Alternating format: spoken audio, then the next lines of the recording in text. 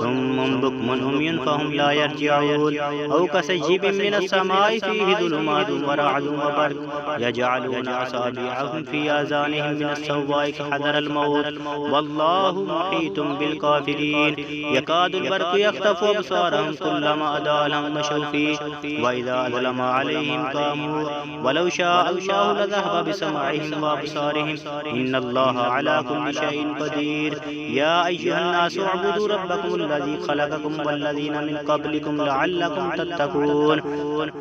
الذي جعل لكم الأرض فراشا والسماء بناء وأنزل من السماء ماء فأخرج به من الثمرات رزقا لكم فلا تجعلوا لله أندادا وأنتم تعلمون وإن كنتم في ريب مما نزلنا على عبدنا فأتوا بسورة من مثله وادعوا شهداءكم من دون الله إن كنتم صادقين فإن لم تفعلوا ولم تفعلوا فاتقوا النار التي وقودها الناس والحجارة أعدت للكافرين وبشر الذين آمنوا وعملوا الصالحات أن لهم جنات تجري من تحتها الأنهار كلما رزقوا منها من ثمرة رزقا قالوا هذا الذي رزقنا من قبل